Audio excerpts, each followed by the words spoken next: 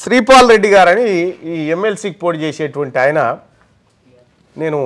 PRTO సంఘం గురించి చెప్పిన ప్రోగ్రెసివ్ రెడ్డి టీచర్స్ యూనియన్ ఇది అని చెప్పిన పిఆర్టీయూ నుంచి శ్రీపాల్ రెడ్డి యూటీఎఫ్ నుంచి నర్సిరెడ్డి ఇంకో సంఘం నుంచి ఇంకొక రెడ్డి వీళ్ళు నిలబడి ఏ ఖబర్దార్ శ్రీపాల్ రెడ్డి అని ఈయన అంటాడు నువ్వు ఖబర్దార్ అని చెప్పి ఆయన అంటాడు వీళ్ళిద్దరిని వీళ్ళు 3000 ఓట్ల పంచాది వాని గుంజుకొని వీడు మాయ అయితే మేము వేసేది లేదు బీసీలమైతే వేసేది లేదు మీకు దమ్ముంటే నేను అశోక హోటల్ నుంచి ఇది రెడ్డి గారిది అయితే ఈ నుంచే ఛాలెంజ్ చేస్తున్నా మీ దమ్ముంటే మా బీసీ అభ్యర్థుల మీద గెలుగురు చూద్దాం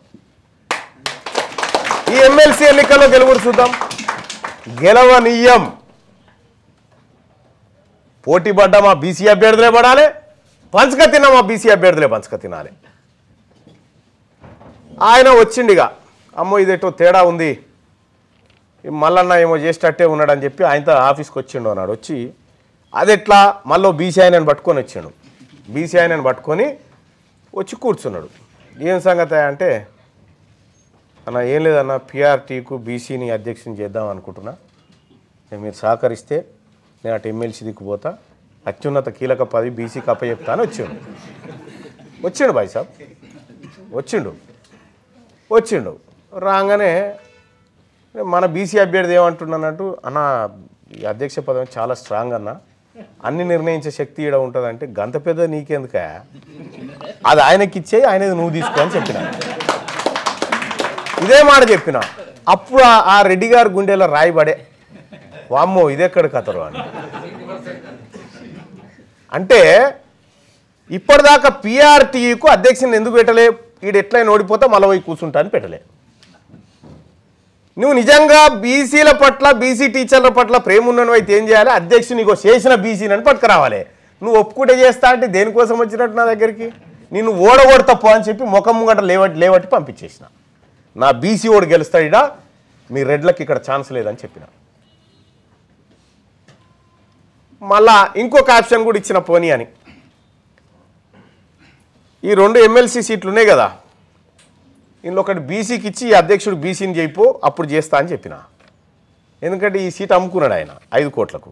వాడదంతాడు ఇటు వద్దంటే ఇటు ఈయన పొడి చేయన్న ఈ రకంగా వాళ్ళ కుట్రలను పసిగట్టి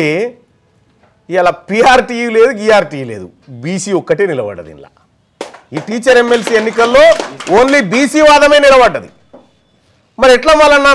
నలుగురు పోటీ చేస్తారు మనోళ్ళు బీసీలు అంటే ప్రయారిటీ ఓటింగేనా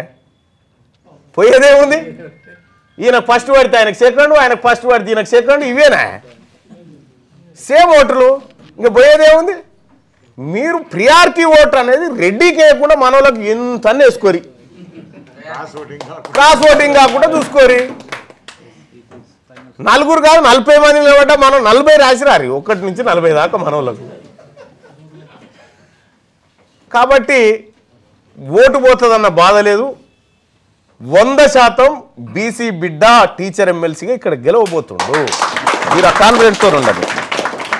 క్యూ న్యూస్ ఛానల్లో పనిచేయటకు అనుభవం గల సీనియర్ వీడియో ఎడిటర్స్ కావాలను సంప్రదించవలసిన నెంబర్ 8688926084 qnewsads@gmail.com ను సంప్రదించండి. లైక్ చేయండి.